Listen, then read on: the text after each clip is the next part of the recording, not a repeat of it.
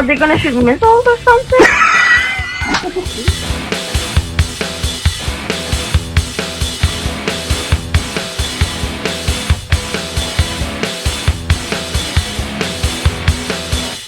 Alrighty, so we watched the movie Krampus, and it was, I mean, it was a good movie. And like I said, this is the second time I had seen it. I really like the cast and all this.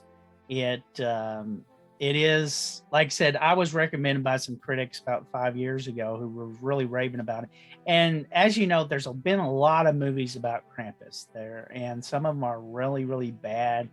Some of them are kind of good, and most of them are kind of like like I said, like this one. I guess you would call this a horror comedy Christmas film. Is that how you would describe it? That's, yeah, pretty spot on. I think of the tradition. I don't know. Did you ever watch Gremlins? Actually, no, surprisingly enough. Well, I put it kind of in this tradition. And there's a film called The Gate, which is kind of, and I had just watched The Gate recently. And The Gate is basically, they remove this tree and it opens the gate of hell, right? And so these two kids who their parents are gone, these two kids have to fight off these demons that come out of the gate of hell. And it's a pretty good little story. And then you got Gremlins, which is set around Christmas. And you got the little bitty Mogwai who turns into a gremlin. So it's kind of in that vein. And again, that was kind of a comedy. Is that how you felt about that? Originally, no, but I mean, now that you say that, there was a lot of just different quirky things that went on that I would say it probably would be classified as a comedy. Like the way that family would interact with each other. Right. I think so. Yeah. I mean, that's, I guess, the real, if you want to say, moral of the story is family. And, you know, and it is kind of preachy in some ways, and it isn't. Another thing, too, which is hard for me to do when I watch films like this, because, like, you got to understand, like, my family, Christmas is not really a big deal. It's like, you know, of course, I grew out, like, where I lived, I had 7-Day Adventists, I had, like, Jehovah's Witnesses. They don't celebrate Christmas, right? And then, like, when we turned, like, 12 or 13, my mom's like, you know, you're almost adults now, you know. It's like Christmas is not a big deal. And it's like our big actual holiday was like Thanksgiving. That was huge. Then after that, you know, Christmas was kind of just another day off. I actually sometimes would like shovel snow on Christmas Day just to make some extra money or something like that, because it was like not really a big deal. But like if you go to these other countries like Germany, for instance, where Krampus story and the advent calendars all, I mean, and then you get like England and all these places. Like, I mean, Christmas is like a big, huge, and I mean, it's huge here, but it's like really, I don't know what you would say, more religious, like in England and Germany. And also, you know like certain cities, you know, some of the big cities like New York, of course, they got like the huge Christmas and stuff. Yeah. I mean, like in Japanese and America, if you want to compare the two, it's kind of more of like a big merchandise deal, you know what I'm saying? Yeah, the Japanese actually celebrate Christmas more of a romantic holiday than it's not like thing. You know what I'm saying? It's a little different feeling than, you know, like if you go to the European countries, they take it a little bit more seriously, you know what I'm saying? And it's been a big merchandise thing. And but I like the concept of this, you know, like the German story of Krampus. But like I said, so many movies have been done, and out of that slew, this is the one you ought to watch. Krampus 2000. Not your typical Christmas movie. No. You know, I love this opening. So we can just go ahead and into the film. I love this opening. Two things, well, wonderful things. I love the cast. First of all, they gave the comedic lines to comedians, which made the lines funnier. Number one, if you're going to give, you know, a comedy line, someone give it to someone who can actually do a comedy line. And Kushner, and of course Farrell, who plays the aunt, just provides the best comedy in this film. And then you get in the scary part, because the scary parts now, I thought it was kind of, when I first watched it, I thought it was kind of slower paced, but the more I watch it, it gets faster paced, because the first real major, I guess, horror comes like 26 minutes into the film, which is not too bad. That means in 26 minutes, they've already established characters. And let's go over the opening real quick. What did you think how this opens up with this? It's beginning to look a lot like Christmas and the whole Black Friday. The Black Friday. I thought it was priceless. It just really, what is it? It set the setting, I guess. Right. Because, you know, it's showing the quote unquote holiday spirit isn't exactly as lively. People aren't as, you know, good to each other. They're focused on these gifts and getting these gifts, and they'll do whatever they got to. They'll step all over you, you know. And it's just, you know, no one, the cashier's over it. You know, the security guards pulling people out, and it's just showing that, you know, days, those security guards had the tasers on. Yeah, I know. It just it was just showing that, you know, like the holidays have become more not about what they're supposed to be about. Yeah, I guess you would call it merchandising. I don't know how to describe it, because it's like, I remember when I was a kid, and I'll never forget as long as I lived, when I was living in Tennessee. They had people killing each other over Cabbage Patch dolls when they first came out, and it was the biggest ticketed items. And I remember, and this was when I was a child, so things haven't changed in 40 years. It's still like that, like people killing each other over TV sets. And on Black Friday, I mean, one woman told us she's going to call her sisters in Nebraska and Illinois to see if they can get her a doll. If not, she's going to drive to Pennsylvania. What is it, 2 hours to go to Pennsylvania? I think it's worth going there. I just, in my mind, I can't fathom that. That's crazy. Yeah, no way. I remember when I first started on the internet, there'd be like these 4chan type people that literally would go to the store, wait in line like everybody else, take the item everybody was waiting in line for, and destroy it in front of everybody to make a point. And I thought, how punk rock and cool is that?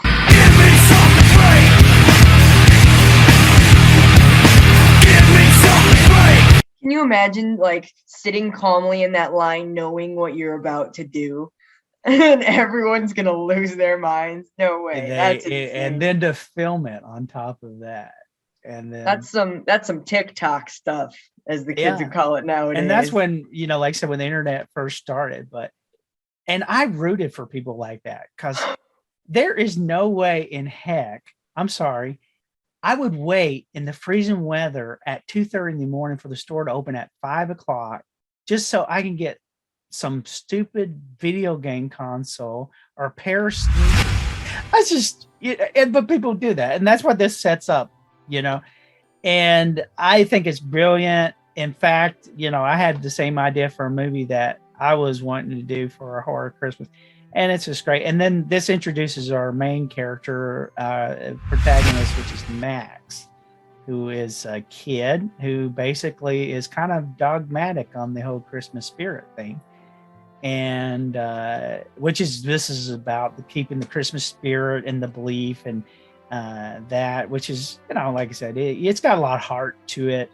And he's watching his family succumb to the, I don't know, the non-spirit of Christmas, or how you would say it. How would you describe Max? I mean, well, he seemed like a really sweet kid, and he wishes his family well, and he really wants things to work out. But with everything going on around him and his family fighting and everything, he just can't keep hope, I guess is the best way I'd say. You know, he's got no hope because everything's just so awry. Yeah, and I kind of feel that as a kid when I was a kid, because it's like, especially when you see family fighting, it's like when you watch family fighting, it's like the worst thing in the world. It's like you're the kids, first of all, and you think everything's going good, you know, when you're 4, 5, 6, and all of a sudden when you see the family fight, it's like. But then you have these women that would bake and all this kind of thing too, you know, like cookies and everything like that. We just loved it, you know. It's like, And then you try to tell them, well, my family's not into it. You know, we didn't have a wreaths or Christmas tree. We don't know, crazy, you know, like Hindu, whatever. What's wrong with you? It's like, no, we just don't want to get into it. It's like, it's just too much, you know, too much stress. And especially my dad was totally stressed. Very stressed out. You gotta imagine my dad was going to Toys R Us, and this is when we were kids, and getting Christmas Eve gifts, and it was a very stressful thing. And that's the reason why we came to grips, like, dude, just January, once all this died down, all the stuff will be in sale, we can give our gifts and do what we want to. And who says you have to honor Christ on December? I mean, there's no thou shalt do it on December. You know, you can do it whenever you want to, but that was us. That's one way it solved it. I can tell you, in my honest heart, it kept our family together, because if we got into that whole mess during December, we would probably been like everybody else, stressed out. I did not Holidays are stressful. I did not know one person who during that time was not ready to kill somebody during that time. Yeah. And then say, and on top of that, you need to be in the love and the spirit of Christmas too, son. You're like, sure. Right. Where's your love? It's like, please don't yell at me again. I'm just a kid. It's like, were you empowered by the spirit of Christmas? Like the entire 12 hours you were waiting in line to get that Cabbage Patch doll? Exactly. Like, were you really empowered by the spirit of Christmas that whole time? Why are you beating that old lady with the Christmas ham? This is about love. Don't you understand? It's like, okay. So, yeah, like I said, Max seems sincere. So I guess we could go ahead and skip and go to David Kirshner and his family, bringing them in. You want to talk about that family? That's includes a wonderful what was her name? Aunt Deborah, I think. Aunt Dorothy, Aunt Dorothy, that was Dorothy. Uh-huh. Which is my favorite character, probably. So as soon as the family arrives, the sister comes in, and the mom's visibly stressed out. So I guess it's the mom's sister. And she's got a very loud husband who's very proud of the son, and you can obviously tell he's projecting all of his hopes and dreams and everything on his, like, I think it's like, isn't it Kenny Jr.? It's like his name, but Junior. So it's like definitely projecting everything on this little kid. And this poor a little bit overweight kid too. And he's like, we're going to get him in shape, and he's going to be the star football player and everything. And it's like, this kid's just sitting there like, I don't care. And then you got the two daughters who are they're roughhousing a lot with each other. They're just very tomboyish, if that's an okay term to still use. Yeah, it's the wrestling. They wrestle each other, and it's very roughhouse is the way I could put it.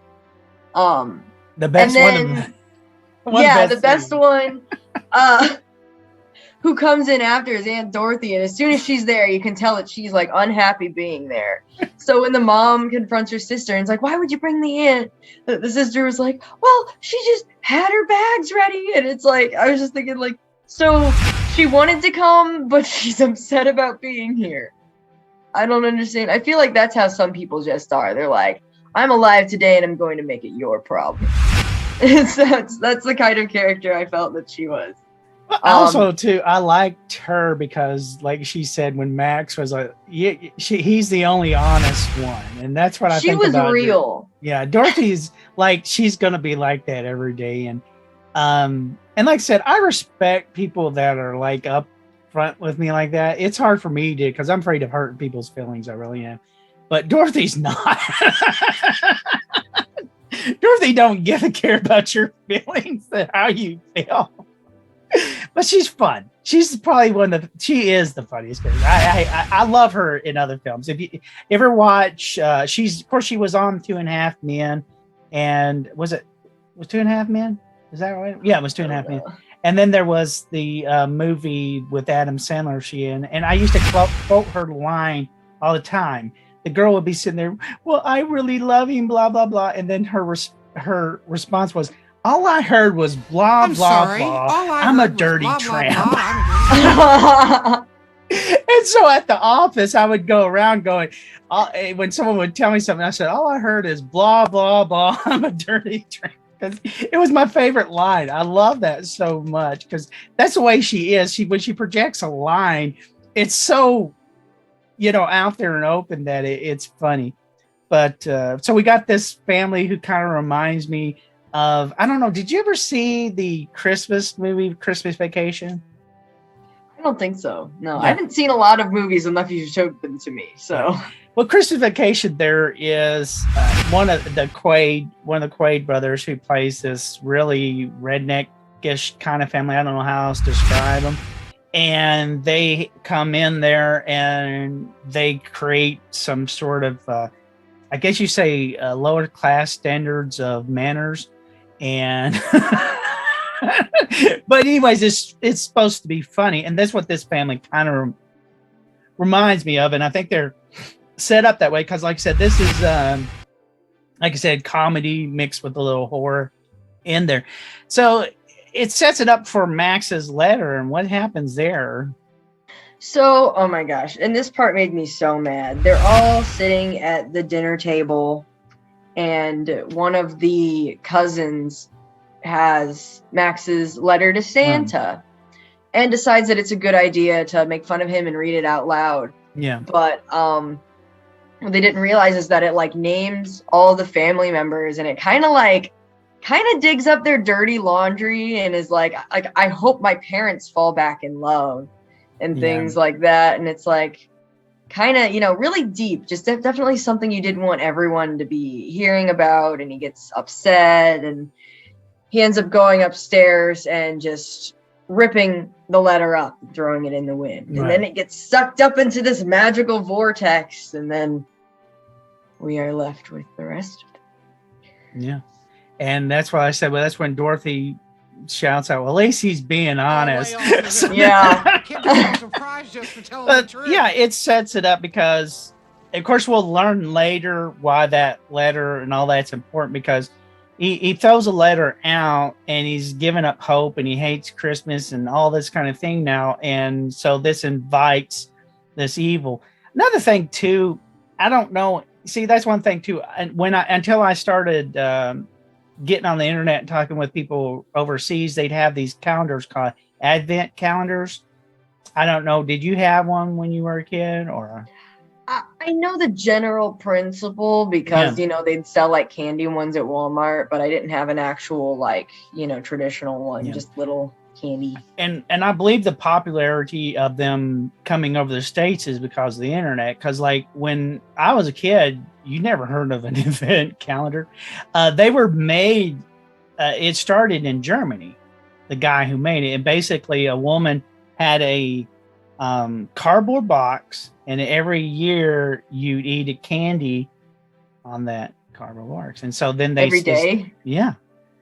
Now, did I tell you this story? Now, of course, like I said, in England, they're pretty popular. There was a kid in England who mom bought her an advent calendar. Turned out it was an advent calendar for cats. Like in little bottles. Not a cat! Holy water. So is it like cat treats? The little girl had for 24 days ate cat treats until Christmas, and then her mom realized she just grabbed an advent calendar and didn't look that. She said, I saw a cute cat on it. I didn't think that it was a cat advent calendar. Oh my gosh. And so it's probably like a cat toy or something in the last one. Wow. But like I said, and this kind of keeps you up, which I think is a really unique way to decide when the new day starts and, when the evil starts is the advent calendar. I thought it was a good transition, I would say. And because like I said, after this, then, the next day comes, which is the 25th. And this is when Krampus comes. And so first thing you notice is it's a big snowstorm. There's nothing, everything's covered. The power's starting to, be little because you got battery powered things, but the batteries are, weakening on everything from phone to the little laptops, or not the laptops, but the tablets or whatever. So this is happening, and one of the first thing is Beth, who is a teenage daughter, is there, and she wants to go see the boyfriend. So she's upset, or she's worried because he hasn't texted her back, and then the parents are like, well, it's probably because the phone lines are down and everything. Yeah. And she convinces them that she'll be gone for just an hour. He lives 4 blocks away. You know, she just wants to check on him and make sure he's all right. And they agree to this, and she walks on over through the storm. And I'm trying to remember. Usually I'll watch the movie the night before. Right. I think she sees an abandoned car, right? And sees her boyfriend's house, and it's like broken into. Right. And there's this monster with huge horns, Krampus, on the roof. And it sees her, and it jumps down, and it's like she hides under the car, and it's this really cool scene of like her being quiet in the car and him, and seeing his hooves walking around the car, and then he jumps up, and she doesn't see him, and he leaves like this music box, a Jack in the Box. Yeah. And I thought they used that in the trailer, that scene, and I thought it was really cool because it was intense. Creepy. It was really creepy, yeah. Because I've seen a lot of horror films that have used the Jack in the Box, but it's like, I guess the noise itself. A lot of people too have said that this is really great sound. I did not watch it without with my headphones on. I watched it today with my headphones on, and the sound was better because you got more things in your headphones nowadays versus, you know, the 2 stereo speakers, you know. Of course, I miss my 5.1 surround sound that I used to have, but it would be sounded really good. But listening to my speakers, I do see that sound as being a big difference. This film was made for like $6 million, and they had made $61 million, which is pretty good. You know, like considering that Avengers are made for $1 billion, and they bring home $1 trillion or something like that. It was a good movie. I liked the set. Like, they spent most of the movie just in the one house, but it was enough to, in just one room, honestly, for a lot of the movie. But they made use of the space. Yeah, I think more to their credit. Well, one thing, like I said, it doesn't have that, like, so some parts do, like the gingerbread man, you know, like real cheesy CGI and all that. You'd see there's some great effects that are done, like real effects, and then also too having a strong cast. Adam Scott is really great in this. The person who plays his wife, Kirchner, like I said, he's David Kushner's good at lines, comedy lines. Farrell's good at comedy lines. So that really helps out a lot. I mean, if you get a cast that you hate, you could care less if something happens to them. Well, this is a good cast that you really root for. And that's what makes a difference. So Beth, who of course is, we're assuming something has bad happened to her, and then we go back to the family, and the husband is like, they're worried now, so they're going to go out after Beth, David Kushner and Adam Scott is, and it's a pretty good. It sets up more of what's going on. They're going to try to get her back. Of course, we have some great comedy with Kushner, you know, on Adam Scott, like he hands him the gun. He says, "Oh, this thing's pretty heavy," and he says, and Kushner's line, of course, "Yeah, that's my wife's gun," you know, basically. And, you know, so he's got to dig into Adam every once in a while, which is really funny. You know, really funny stuff. You know, just it's a movie, and you kick back and watch it, and it goes down that comedy line, but it doesn't take you out of the horror at the same time, does it? No, it really doesn't. Like I said before, like I really didn't even think of it as a comedy until you said something, and then I could recall all of the funny lines they really had. But it's really more story and horror center. It's damn near frostbite in under 4 minutes. And in that process, Kushner is injured. He's dragged back to the house. And when they want to kind of keep it down low in front of the kids because they don't want them worried, basically. But we have a scene where David Kushner's son is actually snatched. Now, I can't remember which creature grabbed his son. Do you remember? It was the gingerbread man because they had to like wrap him in the chain, bring him up the chimney. I can't talk today. I'm sorry. I'm tripping up on so many words. I can't. It's that big. What'd you think about the gingerbread men? I thought they were really corny. I'm gonna be honest. They weren't my favorite effect, but it was also nice to have something a little more lighthearted because some of the other toys were just straight up scary. So, my favorite is the angel. Yeah, that one was creepy. Yeah, the doll. Of course, that kind of I've seen those in other films, but the flat out angel just got me really good, and it's a good setup because they talk about earlier how the kids were fighting over it when they were younger and all this kind of thing. Then it turns out to be this evil thing that is trying to snatch him up. And like I said, one kid gets snatched up. And we'll go through all this. He gets snatched up, and that's where David kind of goes off. And then, like I said, the gingerbread scene is kind of hilarious in some ways because I like when the gingerbread man is finally getting him and can't get the gun out and fast enough, and he closes his eyes and the dog eats him. Yeah, I feel like that was the only redeeming part of the gingerbread man interactions. I thought that was really cool. That is of course, I believe the dog was named Rosie, and Rosie does play an important part because they have Rosie go after the one of the monsters through the vent. The creepy clown tube man thing. That was my least favorite because it seemed so realistic. It was like, I'm just gonna eat you. I was like, oh god. Well, and the fact he got didn't you get the girls? One of the cousins. Yeah.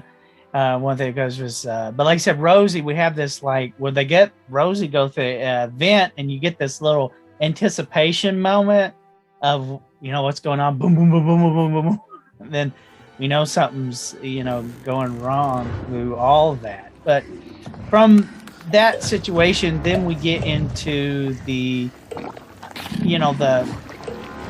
we didn't really establish Ami. Ami is, of course, the grandmother of Max and the mother of Adam Scott. And you want to talk a little bit about Ami there and kind of what her purpose of this story is? So you can tell that her and Max are pretty close, right, and have a good relationship. And Ami eventually tells us the story of her interaction with Krampus when she was young. And it was a similar situation where the spirit of Christmas was lost, and she just wished for her family and for everything to go away. And that wish was delivered, and Krampus came and took everyone in the town and all of her family and stuff, and left her this little bell as a reminder of what happens when you lose hope, is what they said. Oh, wow. Yeah, and that's another thing, too. That bell is it's significant. But like I say, Ami's there to deliver exposition, which is really good, and give you an idea, and the scary part about it. Pick the good person to deliver that dialogue, kind of like around the fire, scary stories. Yeah. And she does that really well, because it does scare you a bit, and that's what you need. She was very secretive up until this point, and you could tell she was doing just little things to like ward away something. Like she made sure to keep the fire hot, and she was just very uncomfortable with the situations going on. Like you knew that she knew something that she wasn't telling everyone about. Yeah, and like I said, it's a great setup. It's one of those things where they don't set up somebody to set up exposition and they're not fitting into the mix, but she fits into the mix. And at the same time, able to deliver that important exposition, which is needed in this film. Who's your daddy?